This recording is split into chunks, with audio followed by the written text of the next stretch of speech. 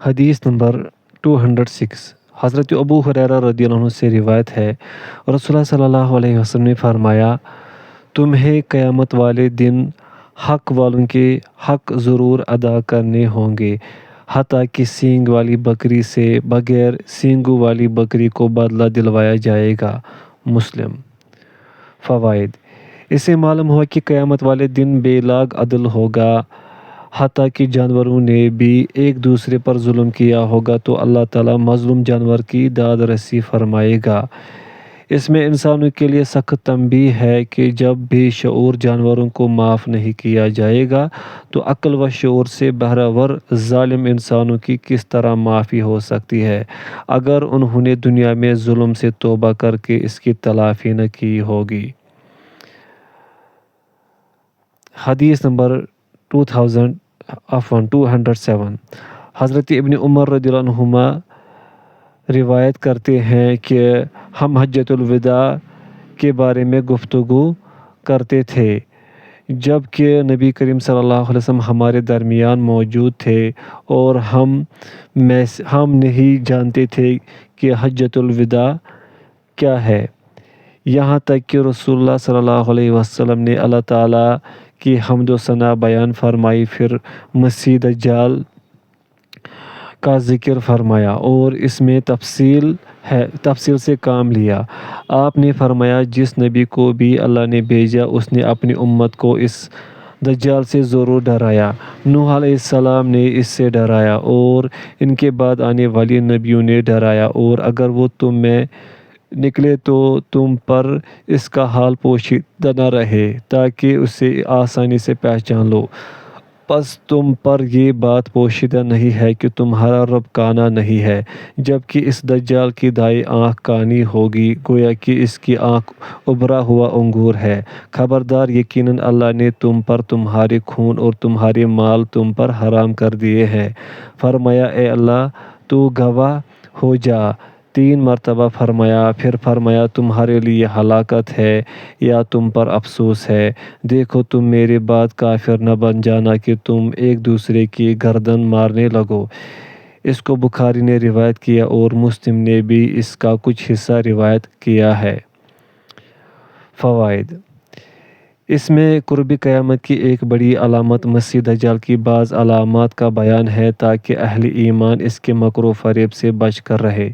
یہ مسیح بمعنی ممسوح العین کانی آنکھ والا ہے اور دجال دجل فریب سے مبالغہ کا صیغہ ہے، کیونکہ یہ بہت سے لوگوں کو اپنے دجل و فریب سے گمراہ کر لے گا۔ مسلمانوں کی جان و مال آپس میں ایک دوسرے پر حرام ہے، جس کا مطلب یہ ہے کہ ہر مسلمان دوسرے مسلمان کی جان، مال اور عزت و آبرو کا محافظ ہے، نہ کہ ان کا دشمن۔ مسلمانوں کے درمیان باہمی خون ریزی نہایت کبیر جرم ہے اور اس سے کفر تک کا اندیشہ ہے، فنعوذ باللہ من ھذا۔ حدیث نمبر 208 حضرت عائشہ رضی اللہ عنہا سے روایت ہے، رسول اللہ صلی اللہ علیہ وسلم نے فرمایا، جس نے ایک بالشت کے برابر زمین ہتھیا کر کسی پر ظلم کیا تو اللہ تعالیٰ کی طرف سے قیامت والے دن اسے 7 زمینوں کا طوق پہنایا جائے گا۔ بخاری و مسلم۔ فوائد: اس سے معلوم ہوا کہ دنیا میں تھوڑا سا ظلم بھی اور کسی کا معمولی سا حق بھی مار لینا قیامت والے دن عذاب شدید کا باعث ہوگا۔ حدیث نمبر 209 حضرت ابو موسیٰ رضی اللہ عنہ سے روایت ہے، رسول اللہ صلی اللہ علیہ وسلم نے فرمایا، یقیناً اللہ تعالیٰ ظالم کو مہلت دیتا ہے، لیکن پھر جب اس کی گرفت فرماتا ہے تو اسے نہیں چھوڑتا۔ پھر آپ صلی اللہ علیہ وسلم نے یہ آیت تلاوت فرمائی، اور اسی طرح تیرے رب کی پکڑ ہے جب وہ بستیوں کو پکڑتا ہے جبکہ وہ ظلم کا ارتکاب کرتی ہیں، یقیناً اس کی پکڑ نہایت دردناک ہے۔ سورہ ہود۔ بخاری و مسلم۔ فوائد: اللہ تعالیٰ اپنی حسب مشیت و مصلحت ظالم اور گناہ گار کو مہلت دیتا ہے، لیکن جب مواخذہ فرماتا ہے تو پھر اس کی گرفت سے بچنے کی کوئی صورت نہیں ہوتی۔ اس لیے یہ ہر شخص کو ظلم و معصیت سے اپنا دامن بچا کر رکھنا چاہیے۔ اسی طرح اس کی مہلت سے دھوکے کا شکار نہیں ہونا چاہیے، کیونکہ پتہ نہیں کب اس کی مدت مہلت ختم اور گرفت کا آغاز ہو جائے۔ حدیث نمبر 210۔ حضرت معاذ رضی اللہ عنہ روایت کرتے ہیں کہ مجھے رسول اللہ صلی اللہ علیہ وسلم نے یمن کے علاقے میں بھیجا تو فرمایا، تم ایسے لوگوں کے پاس جا رہے ہو جو اہل کتاب سے ہیں، پس تم سب سے پہلے ان کو اس بات کی دعوت دینا کہ وہ لا الہ الا اللہ اور محمد رسول اللہ کا اقرار کر لے۔ اگر وہ یہ بات مان لے تو پھر ان کو بتلانا کہ اللہ نے ان پر رات اور دن میں 5 نمازیں فرض کی ہیں۔ اگر وہ اس کو بھی مان لے تو پھر ان کو بتلانا کہ اللہ تعالیٰ نے ان پر زکوٰۃ فرض کی ہے، اور جو ان کے مال داروں سے لی جائے گی اور ان کے فقراء پر تقسیم کر دی جائے گی۔ پس اگر وہ اس کو مان لے تو زکوٰۃ وصول کرتے وقت ان کے عمدہ مال لینے سے اجتناب کرنا اور مظلوم کی بد دعا سے بچنا، اس لیے کہ اس کی بد دعا اور اللہ کے درمیان کوئی رکاوٹ نہیں ہے، یعنی وہ فوراً مقبول ہو جاتی ہے، رد نہیں ہوتی۔ بخاری و مسلم۔ فوائد۔ کفار و مشرکین اور اہل کتاب سے اگر جہاد کی نوبت آئے تو قتال سے پہلے انہیں قبول اسلام کی دعوت دی جائے اور پھر انہیں نماز، زکوٰۃ اور دیگر احکام و فرائض کی تعلیم دی جائے۔ پوائنٹ سیکنڈ، زکوٰۃ جس علاقے کے اغنیاء سے وصول کی جائے اسی علاقے کے فقراء پر تقسیم کی جائے، اگر بچ جائے تو پھر دوسرے علاقوں میں تقسیم کی جا سکتی ہے۔ عاملین زکوٰۃ کے لیے ضروری ہے کہ وہ زکوٰۃ کی وصولی میں ظلم کرنے سے گریز کرے اور لوگوں کی بد دعا کے مستحق بن کر اللہ کے غضب و عتاب کے اہل نہ بنے۔ حدیث نمبر 211۔ حضرت ابو حمید عبد الرحمن بن سعد ساعدی رضی اللہ عنہ سے روایت ہے کہ رسول اللہ صلی اللہ علیہ وسلم نے ازد قبیلے کے ایک آدمی کو جسے ابن لتبیہ کہا جاتا تھا، زکوٰۃ کی وصولی کے لیے عامل مقرر فرمایا۔ پس جب وہ زکوٰۃ وصول کر کے واپس آیا تو کہنے لگا، یہ تمہارے لیے ہے، یعنی بیت المال کا حق ہے، اور یہ مجھے ہدیے میں ملی ہوئی چیزیں ہیں۔ پس یہ سن کر رسول اللہ صلی اللہ علیہ وسلم ممبر پر کھڑے ہوئے اور اللہ کی حمد و ثنا بیان کی، پھر فرمایا، اما بعد، میں تم میں سے کسی آدمی کو کسی کام کے لیے عامل مقرر کرتا ہوں جن کا والی و سرپرست اللہ نے مجھے بنایا ہے۔ پس وہ واپس آتا ہے اور کہتا ہے، یہ تمہارے لیے ہے اور یہ ہدیہ ہے جو مجھے لوگوں کی طرف سے دیا گیا ہے۔ پس یہ اپنے باپ یا ماں کے گھر کیوں نہ بیٹھا رہا حتیٰ کہ اس کا ہدیہ آگے آئے اگر وہ سچا ہے۔ مطلب یہ تھا کہ جس کو یہ ہدیہ کہہ رہا ہے وہ ہدیہ نہیں، یہ اس سرکاری منصب کا نتیجہ ہے جس پر اسے مقرر کیا گیا تھا۔ اگر یہ ہدیہ ہوتا تو اسے گھر میں بھی ملتا۔ اللہ کی قسم، تم میں سے کوئی شخص کوئی چیز اس کے حق کے بغیر لے گا تو وہ اللہ تعالیٰ کو اس حال میں ملے گا کہ قیامت والے دن وہ اسے اٹھائے ہوئے ہوگا۔ پس میں تم میں سے کسی شخص کو نہ دیکھوں کہ وہ اللہ سے ملاقات کے وقت ناجائز طریقے سے حاصل کردہ اونٹ کو اٹھائے ہوئے ہو جو بلبلا رہا ہو، یا گائے کو جس کی آواز ہو، یا بکری کو جو ممیار رہی ہو۔ پھر آپ صلی اللہ علیہ وسلم نے دونوں ہاتھ اٹھائے یہاں تک کہ آپ کے بغلوں کی سفیدی نظر آنے لگی۔ پھر آپ نے فرمایا، اے اللہ، کیا میں نے پہنچا دیا؟ 3 مرتبہ آپ نے یہ فرمایا۔ بخاری و مسلم۔ فوائد۔ اس حدیث میں سرکاری اہلکاروں اور منصب داروں کے لیے بڑی تنبیہ ہے۔ آج کل سرکاری عہدوں سے بڑا فائدہ اٹھایا جاتا ہے اور لوگ ان عہدوں کی وجہ سے ان اہلکاروں اور عہدیداروں کو کثرت سے ہدیے اور تحفے پیش کرتے ہیں۔ اس حدیث کی روح سے یہ تمام مال جو سرکاری عہدوں کی وجہ سے حاصل ہو یا حاصل کیا جائے حرام ہے اور رشوت کے زمرے میں آتا ہے، جس کا لینا اور دینا دونوں ناجائز ہے۔ حدیث نمبر 212۔ حضرت ابو ہریرہ رضی اللہ عنہ سے روایت ہے، نبی کریم صلی اللہ علیہ وسلم نے فرمایا، جس آدمی پر بھی اپنے دوسرے مسلمان بھائی کا اس کی عزت و آبرو سے متعلق یا کسی اور چیز سے متعلق کوئی حق ہو، یعنی اس کی بے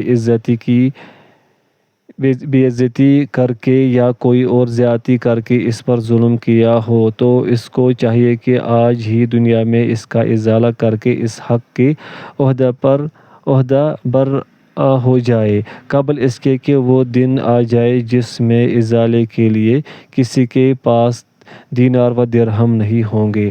اور وہاں ازالے کی صورت پھر یہ ہوگی کہ اگر اس کے پاس عمل صالح ہوں گے تو وہ اس کے ظلم کے بقدر لے لیے جائیں گے اور مظلومین میں تقسیم کر دیے جائیں گے، اور اگر اس کے پاس نیکیاں نہیں ہوں گی تو اس کے ساتھی صاحب حق کو برائیاں لے کر اس پر لاد دی جائے گی۔ بخاری۔ فوائد۔ اس سے معلوم ہوا کہ دنیا میں کی گئی دست درازیاں اگر انہیں دنیا میں معاف نہیں کروا لیا گیا یا ان کی تلافی نہ کی گئی تو آخرت میں اس کا معاملہ نہایت خطرناک ہوگا، جیسا کہ اس کی تفصیل اس حدیث میں ہے۔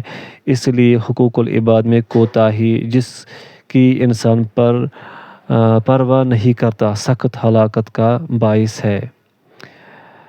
حدیث نمبر 213۔ حضرت عبداللہ بن عمرو بن عاص رضی اللہ عنہما سے روایت ہے، نبی کریم صلی اللہ علیہ وسلم نے فرمایا، مسلمان وہ ہے جس کی زبان اور ہاتھ سے دوسرے مسلمان محفوظ رہے، اور مہاجر وہ ہے جو اللہ کی منع کردہ چیزوں کو چھوڑ دے۔ بخاری و مسلم۔ فوائد۔ اس سے معلوم ہوا کہ کامل مسلمان وہ ہے جو دوسروں کو ظاہری یا باطنی کسی بھی قسم کی اذیت نہ پہنچائے، اور حقیقی مہاجر وہ ہے جو اللہ کی نافرمانیوں سے باز رہے، اس لیے کہ اگر کسی نے ہجرت ترک وطن کے باوجود اللہ کی معصیت سے اجتناب نہ کیا تو ایسی ہجرت کا کیا فائدہ؟ ہجرت تو نام ہی اس چیز کا ہے کہ اللہ کی رضا کی خاطر ہر چیز کو چھوڑ دیا جائے۔ اب انسان اپنا وطن، مالوف، خواہش و اقارب اور جائیداد و کاروبار تو چھوڑ دے، لیکن ممنوعات شرعیہ کے ارتکاب سے وہ باز نہ آئے تو اندلہ اس کی ہجرت ایک مذاق ہی سمجھی جائے گی۔ حدیث نمبر 214۔ انہی حضرت عبداللہ بن عمرو رضی اللہ عنہما سے روایت ہے کہ رسول اللہ صلی اللہ علیہ وسلم کے سامان پر ایک آدمی مقرر تھا جس کو کرکرہ کہا جاتا تھا۔ وہ مر گیا تو رسول اللہ صلی اللہ علیہ وسلم نے فرمایا وہ جہنم میں ہے۔ پس یہ سن کر لوگ اسے دیکھنے لگے کہ آخر کیا بات ہے۔ پس صحابہ رضی اللہ عنہ نے اس کے پاس ایک ابا سیاہ دھاریوں والی چادر پائی جسے اس نے مال غنیمت سے چرا لیا تھا۔ بخاری۔ فوائد۔ اس سے معلوم ہوا کہ خیانت اور چوری کبیرہ گناہ ہے جس کی وجہ سے انسان مستحق جہنم قرار پا سکتا ہے۔ حدیث نمبر 215۔ حضرت ابو بکر نفی بن حارث رضی اللہ عنہ سے روایت ہے، نبی صلی اللہ علیہ وسلم نے فرمایا، بے شک زمانہ گھوم گیا ہے اپنی اسی حالت پر جس میں اللہ نے آسمانوں اور زمین کو پیدا کیا تھا، یعنی روز آفرینش سے جس طرح سال اور مہینے تھے، اب پھر وہی حیت قدیمہ لوٹ آئی ہے، اور مشرکین عرب اپنی طرف سے جو مہینوں میں تقدیم و تاخیر کر لیا کرتے تھے جسے وہ نسی کہا کرتے تھے، اب اسے ختم کر دیا گیا ہے۔ سال کے 12 مہینے ہیں، ان میں سے 4 حرمت والے ہیں، 3 پے در پے، ذوالقعدہ، ذوالحجہ، محرم، اور چوتھا مدر قبیلے کا رجب جو جمادی الثانیہ اور شعبان کے درمیان ہے۔ پھر آپ نے پوچھا یہ کون سا مہینہ ہے؟ ہم نے کہا اللہ اور اس کا رسول زیادہ بہتر جانتے ہیں۔ آپ خاموش رہے یہاں تک کہ ہم نے گمان کیا کہ آپ اس کا نام کے علاوہ اور نام سے اسے پکاریں گے۔ آپ نے فرمایا کیا یہ ذوالحجہ نہیں ہے؟ ہم نے کہا کیوں نہیں؟ آپ نے پوچھا یہ شہر کون سا ہے؟ ہم نے کہا اللہ اور اس کا رسول زیادہ بہتر جانتے ہیں۔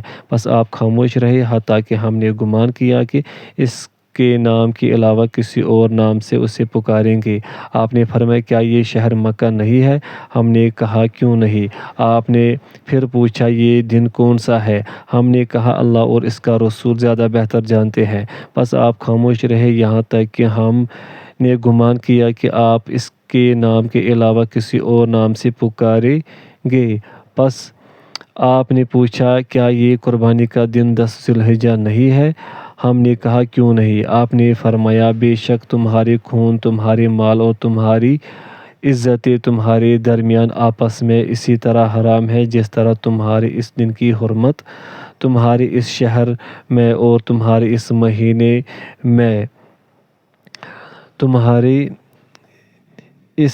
میں ہے، اور عنقریب تم اپنے رب سے ملو گے، پس وہ تم سے تمہارے اعمال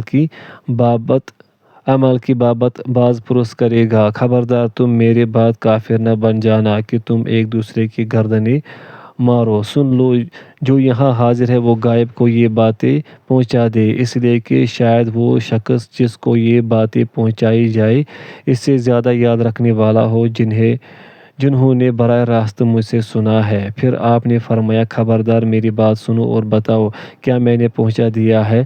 ہم نے کہا ہاں حضور۔ آپ نے فرمایا اے اللہ گواہ ہو جا۔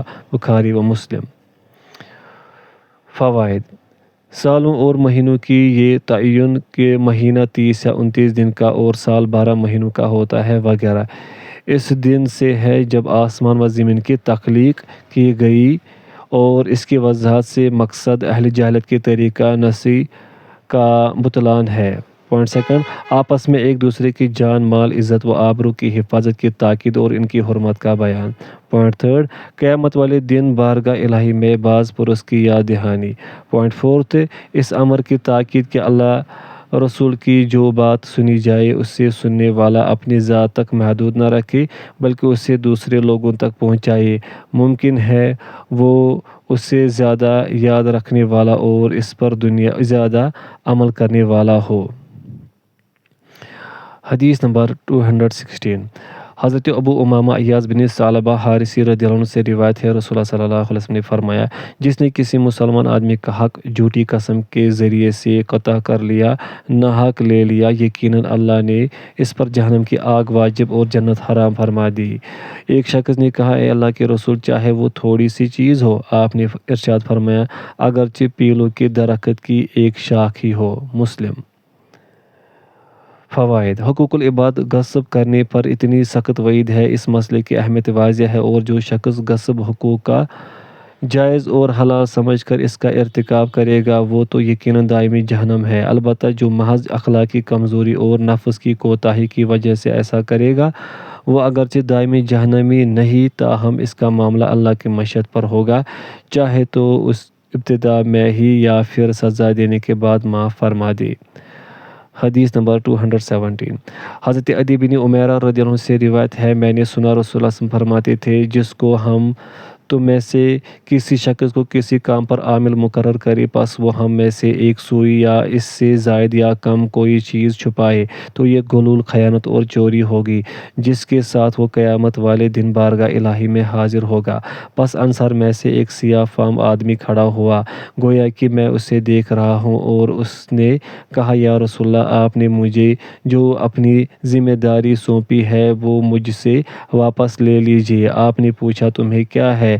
اس نے کہا میں نے آپ کو اس طرح فرماتے ہوئے سنا ہے جس سے میں ڈر گیا ہوں۔ آپ نے فرمایا میں اب بھی یہی کہتا ہوں کہ ہم جس کو کسی کام پر مقرر کریں تو اس کو چاہیے کہ جو بھی کم یا زیادہ اسے ملے وہ ہمارے پاس لائے، پس اس میں سے جو اسے دیا جائے وہ لے لے اور جس سے اس کو روک دیا جائے اس سے وہ باز رہے۔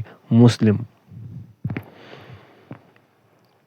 فوائد: اس میں بھی سرکاری اہلکاروں کو تنبیہ ہے کہ وہ اپنے فرائض منصبی امانت و دیانت کے ساتھ ادا کریں۔ اگر اس میں انہوں نے ذرا سی بھی خیانت کی یا منصب سے ناجائز فائدہ اٹھایا تو وہ عند اللہ مجرم ہوں گے، جیسے حدیث نمبر 211 میں گزرا۔ اس سے یہ بھی معلوم ہوا کہ بڑے افسروں کی بھی یہ ذمہ داری ہے کہ وہ اپنے ماتحت عملے پر کڑی نظر رکھیں اور انہیں خیانت کا ارتکاب نہ کرنے دیں، ورنہ ان کا تغافل و تساہل اور اغماض و اعراض بھی جرم ہوگا، جائے کہ وہ اس سرکاری لوٹ کھسوٹ میں برابر کے حصے دار ہوں، جیسے بدقسمتی سے آج کل ہو رہا ہے، جس کی وجہ سے رشوت، لوٹ کھسوٹ اور چور بازاری عام ہے۔ اللہم اہد قومی فإنہم لا یعلمون۔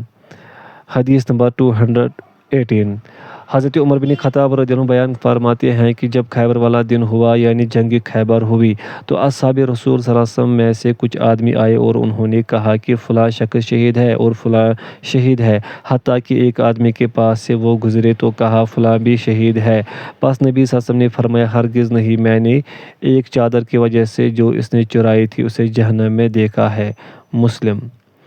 فوائد: معلوم ہوا کہ حقوق العباد شہادت سے بھی معاف نہیں ہوں گے، نیز مسلمانوں کے مشترکہ مال، قومی خزانے میں خیانت بہت بڑا جرم ہے۔ حدیث نمبر 219۔ حضرت ابو قتادہ حارث بن ربیع رضی اللہ عنہ سے روایت ہے کہ رسول اللہ صلی اللہ علیہ وسلم لوگوں میں کھڑے ہوئے اور ان کے لیے ذکر فرمایا کہ اللہ کے راستے میں جہاد کرنا اور اللہ پر ایمان لانا سب عملوں سے افضل ہے۔ ایک آدمی کھڑا ہوا اور کہا یا رسول اللہ، یہ فرمائیے اگر میں اللہ کی راہ میں قتل کر دیا جاؤں تو کیا میرے گناہ معاف کر دیے جائیں گے؟ رسول اللہ صلی اللہ علیہ وسلم نے اس سے فرمایا ہاں، اگر تو اس حال میں اللہ کی راہ میں قتل کر دیا جائے کہ تو صبر کرنے والا، ثواب کی نیت رکھنے والا، دشمن کی طرف رخ کر کے لڑنے والا ہو، نہ کہ پیٹھ دکھا کر بھاگنے والا۔ پھر رسول اللہ صلی اللہ علیہ وسلم نے فرمایا تو نے کیسے کہا تھا؟ اس نے کہا یہ بتلایا اگر میں اللہ کی راہ میں قتل کر دیا جاؤں تو کیا مجھ سے میرے گناہ معاف کر دیے جائیں گے؟ رسول اللہ صلی اللہ علیہ وسلم نے فرمایا ہاں، اگر تو قتل کر دیا جائے جبکہ تو صبر کرنے والا، اللہ سے ثواب کی امید رکھنے والا، دشمن کی طرف رخ کرنے کے لڑنے والا اور پیٹھ دکھا کر بھاگنے والا نہیں تھا سوائے قرض کے کہ وہ معاف نہیں ہوگا، اس لیے کہ جبریل نے مجھ سے یہ کہا ہے۔ مسلم۔ فوائد: اس سے بھی حقوق العباد اور قرض کی اہمیت واضح ہے کہ یہ کسی صورت معاف نہیں ہوں گے، اس لیے ضروری ہے کہ ہر مسلمان حقوق العباد میں کوتاہی سے اور قرضوں کی ادائیگی میں تساہل سے گریز کرے۔ حدیث نمبر 220۔ حضرت ابو ہریرہ رضی اللہ عنہ سے روایت ہے رسول اللہ صلی اللہ علیہ وسلم نے فرمایا کیا تم جانتے ہو مفلس کون ہے؟